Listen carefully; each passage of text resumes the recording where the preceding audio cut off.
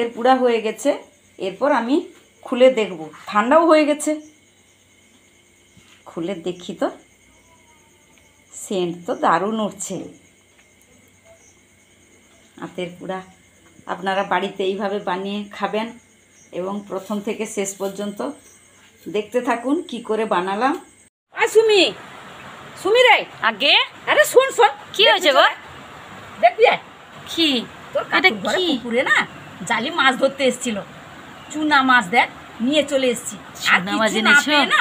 তাড়াহুড়ায় হলুদ পাতা হয়েছিল, হলুদ গাছে লাগিয়েছিলাম, তার পাতা ছিঁড়ে নিয়ে এখানে বানাতে বসে গেছি। আজকে কি চুনা মাছ রান্না করবে নাকি, মানে মৌরালা মাছ রান্না করবে? না, তবে এইটা এই যে চুনা মাছের যে আঁতগুলা বেরিয়েছে না, আঁতগুলা, আঁত, হ্যাঁ মানে ওই যে মাছের আঁত, চুনা মাছের মৌরালা মাছের আঁত দিয়ে কি করবে? ফেলে দাও। এটা কি করবে? লোকে ফেলে দেয় তো। এইটাই তো আসল রে, মানে আজকে আঁত রান্না করবে নাকি? আঁতের কি করবে? এই আঁতে না পুরা বানাবো। আঁতের পোড়া হবে? মৌরালা মাছের আঁত পোড়া হবে? হ্যাঁ, খেলে বলবি না। সে তো দিদারা খেতেন, মা কাকিমা। হ্যাঁ আমি দেখেছি দিদা তখন খেতেন, মরবার দিকে দেখেছি, খুব সুন্দর লাগতো। এখন কেউ খাই না। আচ্ছা ঠিক আছে, তুমি বানাও দেখি। হ্যাঁ দেখ কেমন লাগে, দেখবি কেমন লাগে। আর গরমও পড়েছে জানিস তো, ঘামিয়ে যাচ্ছি পুরা একদম, তবেও বানিয়ে ফেলছি। আর এ কি করতে বসেছে? এটা ফুটফুটি এ বসছে মাছ খেতে। তার মুখ দেখা দে। ওরে বাবা, ওরে বাবা।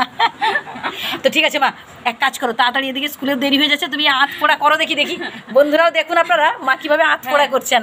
মানে এগুলো কিন্তু সচরাচর ফেলে দিই আমরা, মানে এটাকে না ফেলে মা হচ্ছে কাজে লাগাবেন। আঁতগুলো একটু তিতা আছে না, তেতো আঁতগুলো তেতো লাগে, কতটা তেতো নয়, টেস্টি কিন্তু। এইভাবে আমি পরিষ্কার করে আস্তে আস্তে আস্তে আস্তে করে এইভাবে ধুয়ে নিব। এই যে এরপর চুনা মাছের যে আঁত, সেই আঁত পুড়া করতে হলে পাতায় পুড়া করতে হয়, তাই আমি পাতা নিয়ে চলে এসেছি। আমি আঁতগুলো ধুয়ে নিয়ে রান্নাঘরে চলে এসেছি। আর নরম কলা পাতা এনেছি, কলা পাতাটা নরম আছে, আর আমি সেঁকবো না, এটা ফাটবে না, তাই সেঁকবো না। এর সাথে নিয়েছি পেঁয়াজ কুচি, রসুন কুচি এবং লঙ্কা কুচি।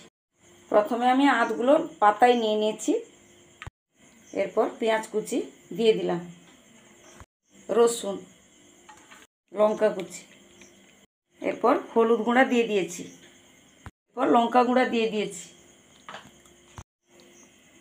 সরিষা এবং জিরা বাটা, লবণ দিয়ে দিলাম। ভালো করে মাখিয়ে নেব, এরপর আমি তেল দেব। ভালো করে মাখাতে হবে এটা। আর তখনকার দিনের ওই যে পাতা পুরা না, আঁতের মাছের আঁত পুরা খুব খেতে সুন্দর লাগে, কিন্তু এখন তো আর হয় না। 10টায় স্কুল আর বাচ্চা কাচ্চাদের পড়াশোনা, তাই আমি সময় পেয়ে রাত্রে করছি। 2 মিনিট ধরে ভালো করে মাখাতে হবে, এরপর আমি একটু হালকা জল দিয়ে দেব। পাতা পুরা খুব সুন্দর লাগে। এইভাবে পাতাটা কিভাবে আমি মুড়ে নিচ্ছি আপনারা দেখুন। এই তো হয়ে গেছে, মাঝখানে দিয়ে দিলাম।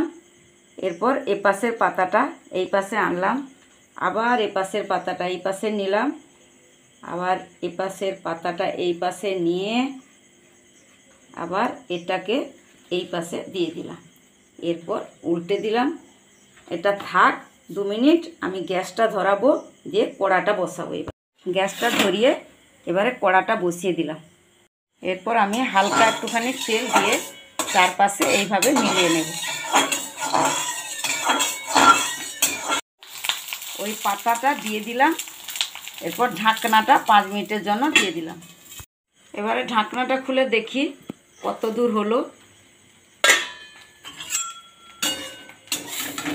এটা একটু মানে সময় দিয়ে করতে হবে, আস্তে আস্তে করে গ্যাসটা জ্বলবে, আস্তে আস্তে করে দিলে ভিতরে সুন্দর হয়ে যাবে।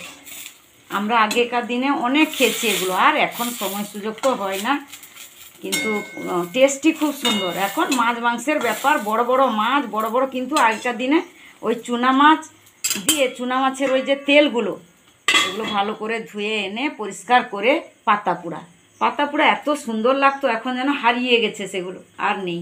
মৌরালা মাছের আঁতের পুড়া হয়ে গেছে, এরপর আমি গ্যাসটা বন্ধ করে দিয়ে আমি এটা তুলে নেব। এরপর এটা তো গরম আছে, আমি এলোমেলো হয়ে তো অনেক জিনিস পড়ে আছে, গরমটা এখন তো খোলা যাবে না, আমি সেগুলো গুছিয়ে দিয়ে আসি, তারপর আমি পাতা পোড়াটা খুলে দেখব ভিতরে কেমন হয়েছে।